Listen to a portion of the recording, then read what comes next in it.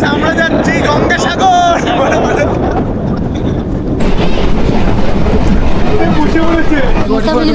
আর তোর নাম? বাহ,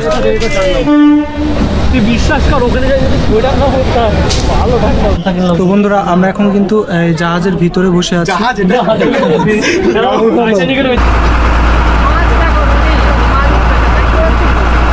দেখতেই পাচ্ছেন আমি এখন কোথায় আছি, মানে লঞ্চের উপরে চলে এসেছি, ঠিক আছে। এই জোয়ার হয়ে গেলে এখানে জল এই যে নিশানাগুলো দেওয়া আছে ওখানে ওটা তো ভরে যায় সব, তখন এই লঞ্চগুলো যদি চড়ার পথে না যায় এই জন্য নিশানা দেওয়া থাকে। আচ্ছা আচ্ছা, ওয়াও কি জোরে ঢেউ আসছে দেখুন।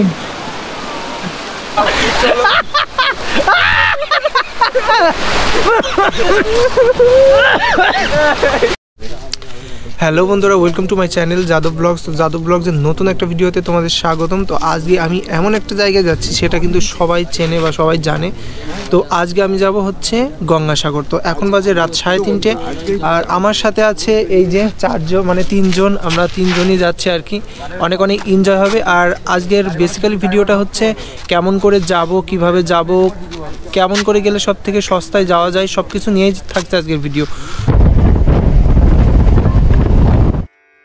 তো চলুন বন্ধুরা, এবার বলে আপনারা ঠিক গঙ্গাসাগরে কিভাবে যাবেন।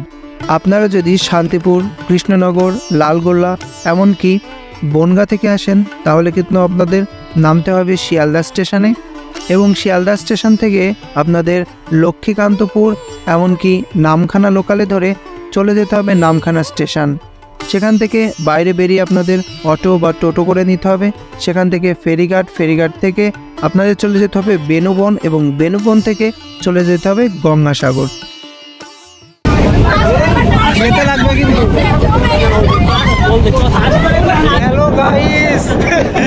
হ্যালো গাইস আমরা যাচ্ছি গঙ্গাসাগর। তো বন্ধুরা এখন আমরা আছি ট্রেনে, এটা হচ্ছে লক্ষ্মীকান্তপুর যাওয়ার ট্রেন, আর আমরা ওখান থেকে নামখানার ট্রেনে উঠবো, ঠিক আছে। আর ট্রেনের ভিতর কিন্তু আমরা খুবই এনজয় করলাম, মানে আমরা চারজন মিলে, প্লাস ট্রেনের ভিতরে যারা আছে তারা সবাই কিন্তু একসাথে এনজয় করলাম। আমাদের ব্যাগ কিন্তু এই যে উপরে রেখে দিয়েছি। তো বন্ধুরা আমরা কিন্তু এখন চলে এসেছি লক্ষ্মীকান্তপুর, মানে শিয়ালদার থেকে লক্ষ্মীকান্তপুর আসতে প্রায় 2 ঘন্টা মতো টাইম লাগে, না 2 ঘন্টা কিন্তু লাগে টাইম। এবং এখান থেকে আমরা কিন্তু নামখানার ট্রেন ধরবো, যেটা কিন্তু শিয়ালদার থেকে আসে আর কি। তো বন্ধুরা চলে এসছে ফাইনালি লক্ষ্মীকান্তপুর। লক্ষ্মীকান্তপুর থেকে কিন্তু আমরা এখন ওয়েট করব, এবং ওয়েট করার পরে কিন্তু যখন নামখানা যাওয়াগামী ট্রেন আসবে তখন কিন্তু আমরা এখান থেকে যাব, ঠিক আছে। লক্ষ্মীকান্তপুর স্টেশনটা হচ্ছে নামখানা শিয়ালদার মাঝ বরাবরই একটা স্টেশন, যেখান থেকে মানে শিয়ালদা থেকে কিন্তু লক্ষ্মীকান্তপুর লোকাল আসে, এবং এখান থেকে কিন্তু ডাইরেক্ট যায় প্লাস লোকালও আসে। তো আমরা এসেছি লোকালটাই, যেহেতু আমরা অনেক তাড়াতাড়ি চলে এসেছি, মানে অনেক আগেই আমরা 5:30 ট্রেনে এসেছি, আর এখন বাজে 7:30, মানে 2 ঘন্টা মাঝখানে টাইম লাগলো। আর এখান থেকে কিন্তু মানে ট্রেন যখন এখানে থামলো, এখানে কিন্তু আবার নামখানার ট্রেন আসবে। তো সেই ট্রেনে করে আমরা চলে যাব নামখানা, এবং সেখান থেকে চলে যাব, বুঝতেই পারছেন।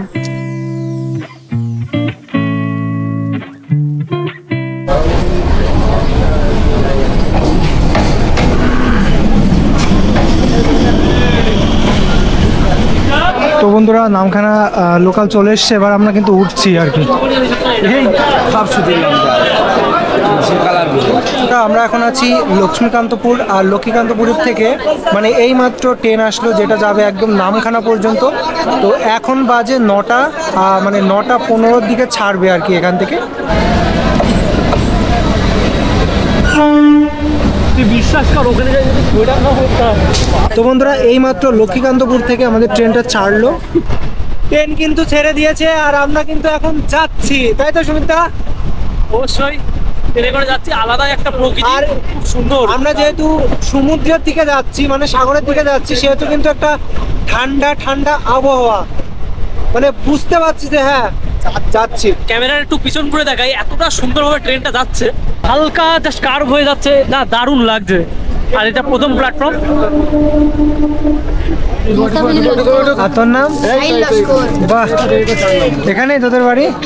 আচ্ছা, কুলফি। ভাই জায়গাটার নাম কুলফি। কুলফি টুলফি খেতে দেয় এখানে আসলে? কুলফিটা ঠিক আছে তো?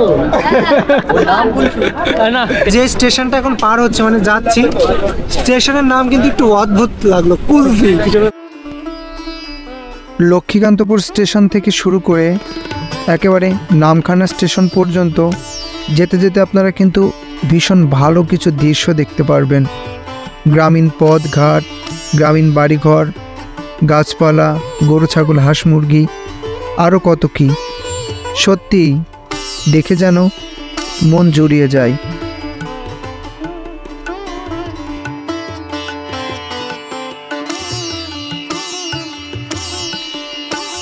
শিয়ালদা স্টেশন থেকে নামখানা স্টেশন পর্যন্ত মাঝখানে আপনারা 34টা স্টেশন পাবেন। সময় লাগবে 2 ঘন্টা 35 মিনিট।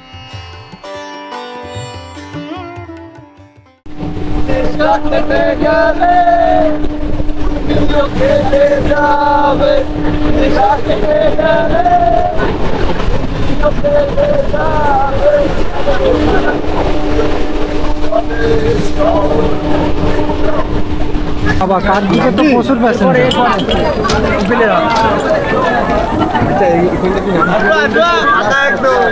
তো বন্ধুরা, আমরা কিন্তু চলে এসেছি কাকদ্বীপ। দেখতেই পাচ্ছেন কত মানুষ কিন্তু নামলো এই কাকদ্বীপে, প্রচুর।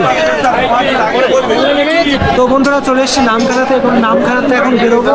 এই যে হচ্ছে বাইরের গেট এটা, আর এইটা হচ্ছে এক্সিট গেট। এই এক্সিট গেট দিয়ে বেরিয়েই কিন্তু এই পাশে টোটো স্ট্যান্ড বা অটো স্ট্যান্ড। তো কাকু এখান থেকে আমরা হচ্ছে গঙ্গাসাগর যাবো, তো গঙ্গাসাগর যেতে হলে কিভাবে যেতে হবে?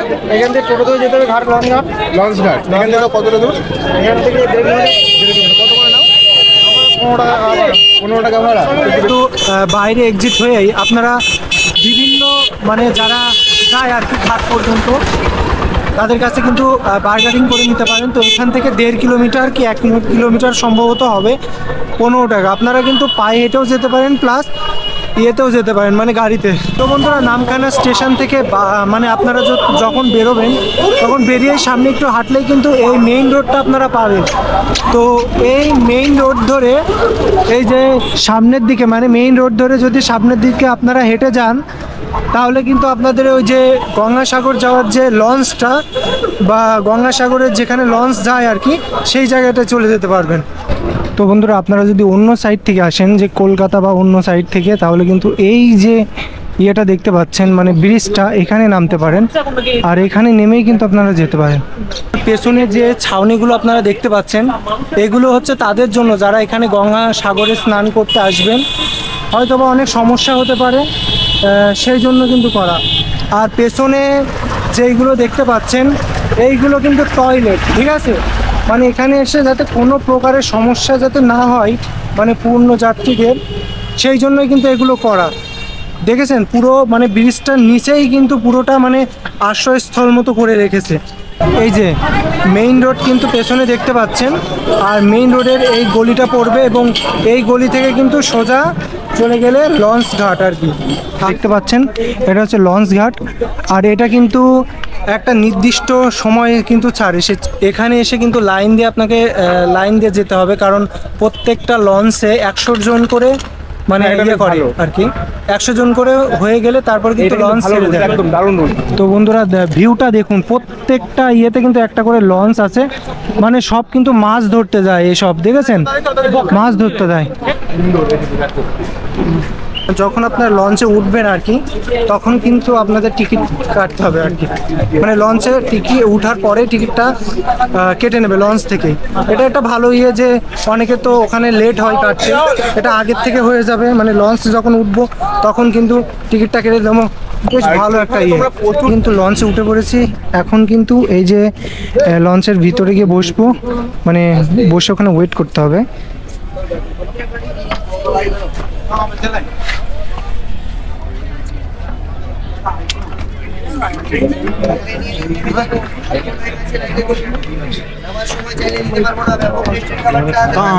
अंदर जगह था ये ना ফাঁকা আছে ওইদিকে চকোবার রাবড়ি ভ্যানিলা বাটারস্কচ কর্নেটো বাটি কাপগুলো ছিল কি অবস্থা। তো বন্ধুরা আমরা এখন কিন্তু জাহাজের ভিতরে বসে আছি। ছোট জাহাজ বলো। তো বন্ধুরা আমরা কিন্তু এখন লঞ্চের ভিতরে বসে আছি, আর এখান থেকে গঙ্গাসাগর যেতে কিন্তু আপনাদের 1 ঘন্টা টাইম লাগতে পারে। তো এই সময় কিন্তু আপনাদের বসে থাকতে হবে।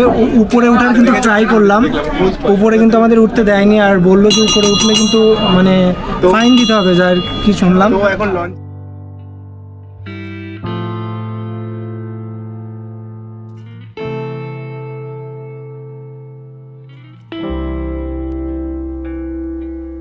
একদিকে বসে থাকতে থাকতে আমরা যেমন বোর হচ্ছিলাম, আর অন্যদিকে প্রকৃতি যেন তার নিজের রূপটাকে আমাদের সামনে আরও সুন্দর করে ফুটিয়ে তুলছিল। সত্যিই এই অনবদ্য দৃশ্য ভোলার নয়।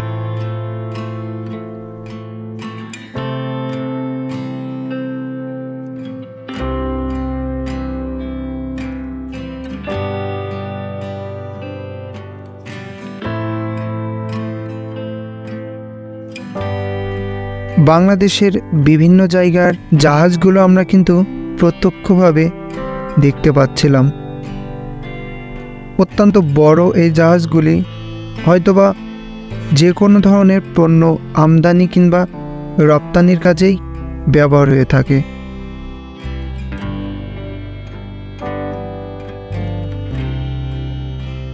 সমুদ্র থেকে কিভাবে যে মাছ ধরে সেই দৃশ্যটাও কিন্তু আমরা প্রত্যক্ষ করলাম নিজ চোখে।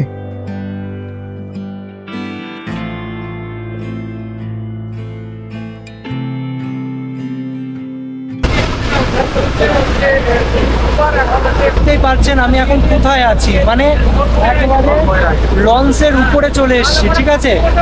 তো মানে অনবদ্য এক অনুভূতি, এটা হয়তো বা মুখে প্রকাশ করার মতো না।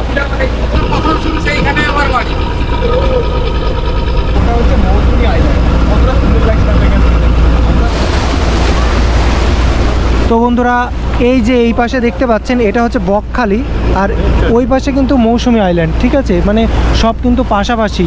সমুদ্রে যখন মানে লঞ্চ চলে তখন তো আপনারা বিভিন্ন রকম সমস্যায় পড়েন আর কি। তার ভিতর সব থেকে বড় প্রবলেম বুঝতে পারছেন টয়লেট। তো টয়লেটের কোনো চিন্তা করতে হবে না, তার জন্য স্পেশাল টয়লেট আছে, আমি আপনাদের দেখাই। এই যে একদম ডাইরেক্ট পড়ে যাবে, ঠিক আছে।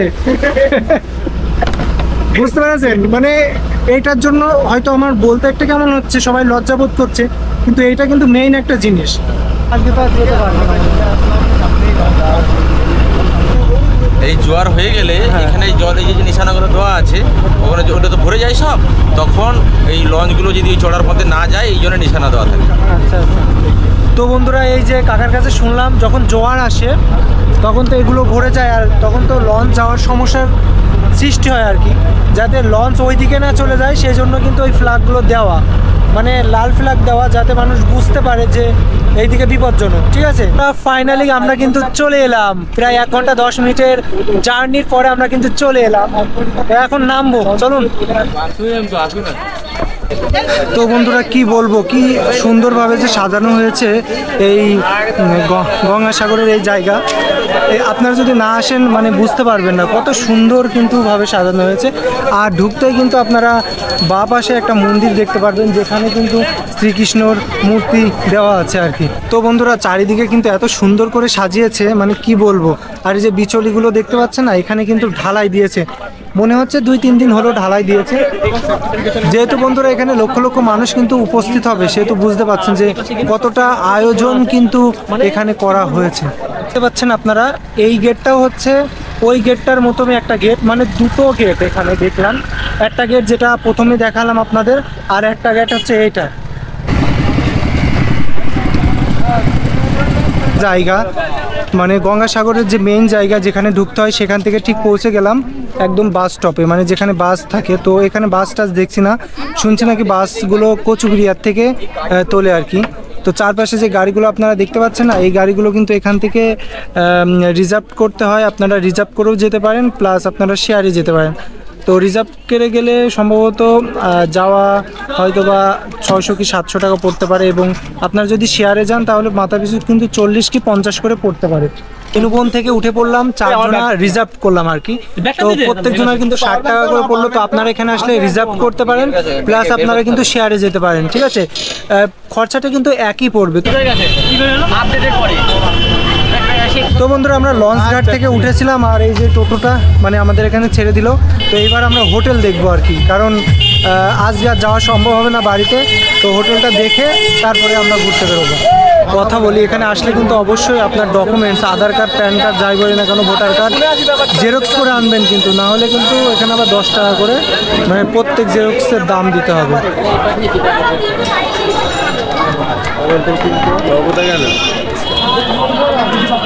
তো বন্ধুরা এখানে আসলে কিন্তু অবশ্যই আধার কার্ড বা প্যান কার্ড বা ড্রাইভিং লাইসেন্স যাই বলি না কেন একটা ডকুমেন্টস কিন্তু জেরক্স করে আনবেন।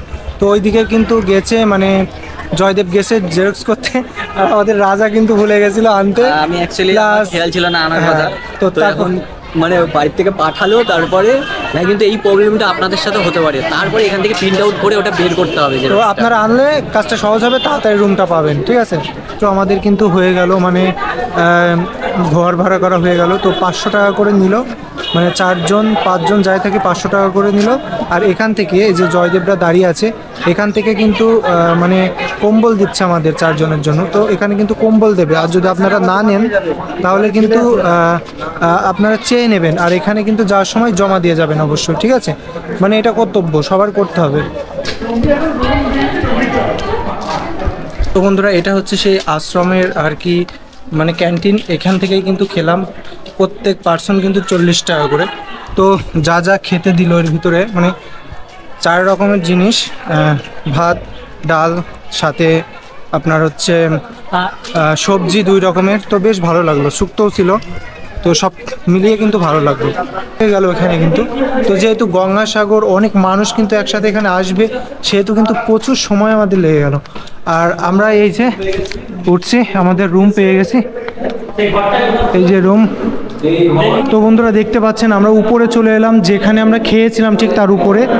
এবার রুমটা আপনাদের দেখাই, এই যে N19 রুমটা আপনারা দেখতে পাচ্ছেন যে এই রুমটা এরকম আছে। এই কার্পেটগুলো আমাদের দিল, প্লাস আমাদের কম্বলগুলোও দিল, মানে অ্যাটাচড কোনো বাথরুম নেই কিন্তু এখানে। তো যাই হোক বন্ধুরা আমরা এখন অনেক টায়ার্ড হয়ে গেছে, এখন একটু মানে একটু পরে বেরোবো। তো কি বলবো, মানে অ্যাটাচ বাথরুমটা থাকলে খুব ভালো হতো। এখন বেরিয়ে গেছি, মানে আমাদের যে রুমটা ছিল, যে রুমটা আমরা ভাড়াই করেছি মানে আশ্রমে, সেখান থেকে আমরা এখন বেরিয়ে গেলাম। তো এখান থেকে মানে বেরিয়ে গিয়ে যে বাঁদিকে যে রাস্তাটা চলে গেল, বা সোজা আসলে মানে আশ্রম থেকে বেরিয়ে যে ডান দিকের রাস্তাটা চলে গেল, আমরা সেই রাস্তা দিয়ে আসছি। তো আরেকটু পরেই আমরা কিন্তু গঙ্গাসাগর গিয়ে পৌঁছাবো আর কি। তো এই জায়গাটায় আমরা যাব পরে, এখন যাব না, এখন যেহেতু স্নান করিনি, মানে সমুদ্রে স্নান করব, তারপরে ওই জায়গাটায় যাব, ওই জায়গাটায়। মেলার যে প্রস্তুতি সেটা কিন্তু আপনারা দেখেই বুঝতে পারছেন, চারপাশে যে মেলার প্রস্তুতি, মানে চারিপাশে যে যেমন পেরেছে সে তেমন করে কিন্তু দোকান দিয়েছে, ঠিক আছে। তো দোকান দিয়ে মানে একদম মানে দুপুরবেলা ওই কি সুন্দর মানে দেখাচ্ছে চারিপাশটা। তবে একটা জিনিস ভাবুন, যখন সন্ধ্যা হবে এই চারিধারটা খুব সুন্দরভাবে কিন্তু ফুটে উঠবে। পুণ্যার্থী বা দর্শনার্থী এখানে আসবেন, সেহেতু কিন্তু তাদের নিরাপত্তার একটা বিষয় আছে, সেই জিনিসটা কিন্তু কর্তৃপক্ষ মাথায় রেখেছেন এবং সেই নিয়মিত কিন্তু কাজ করেই যাচ্ছেন।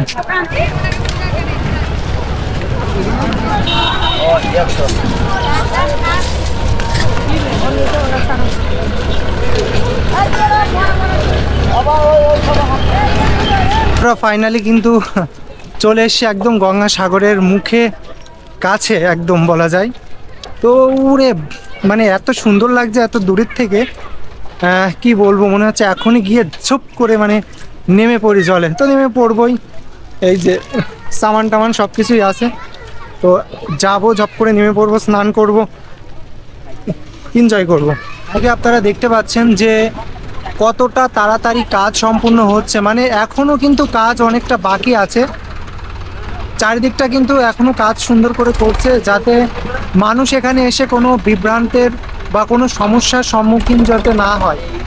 তো মানে এত সুন্দর ব্যবস্থাপনা করা, মানে ব্যবস্থা করা হয়েছে এখানে, কি বলবো। প্রচুর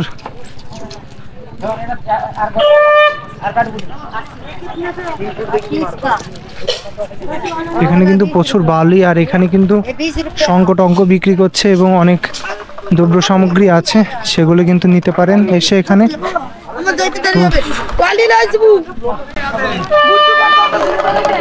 এখানে কিন্তু অনেক সন্ন্যাসী বা সাধু বাবারা বসে আছেন, অনেক সাধু বাবারা।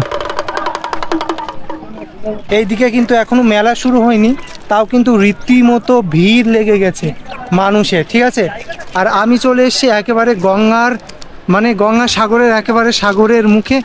কি প্রচণ্ড ঢেউ হচ্ছে সেটা আমি দেখতে পাচ্ছি। আর এখানে কিন্তু লাইটের ব্যবস্থা করা হয়েছে, চারিদিকে লাইটে মানে আলোক সজ্জায় মানে সজ্জিত করেছে আর কি। ওই দূরে দূরে কিন্তু অনেকটা মানে সেফটির জন্য ইয়ে করে রেখেছে, কি বলবো, মানে অসাধারণ অসাধারণ। মানে এই ফিলিংসটা বা এখানে এসে এই ফিলিংসটা কিন্তু কি বলবো, একেবারে মানে মুখে বলার মতো নয়, মানে অনবদ্য একটা ফিলিংস।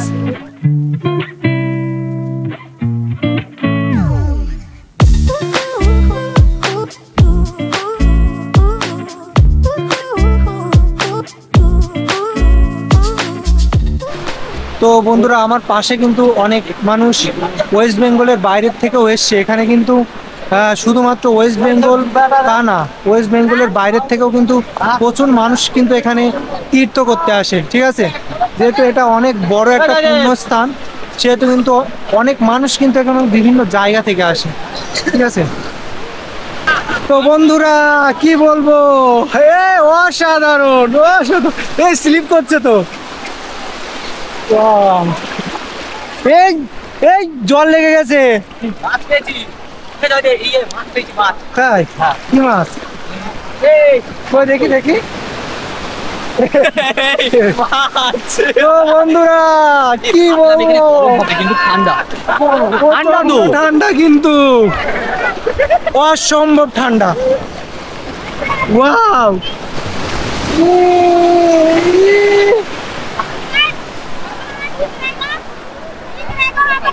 हाँ हाँ ठीक है। তো বন্ধুরা দেখতে পাচ্ছেন মানে কত জোরে জোরে ঢেউ আসছে, মানে সমুদ্রের পাশে বেশি জোরে আসছে না, তবু অল্প অল্প আসছে, মানে অসাধারণ একটা ফিলিং, অসাধারণ। সব সাগর বারবার, গঙ্গা সাগর একবার। তো বন্ধুরা, আমার ভিডিওটা যদি ভালো লাগে লাইক কমেন্ট সাবস্ক্রাইব অবশ্যই করবেন।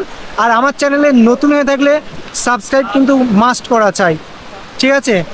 আজকে চলে যাচ্ছি, কালকে যেহেতু এখানে থাকবো, কালকেরও একটা ভিডিও থাকছে। তো বাই, ভালো থাকবেন, সুস্থ থাকবেন।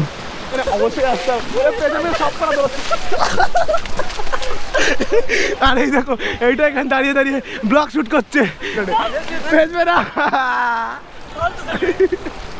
আমার তো বিরাজি পারবা না।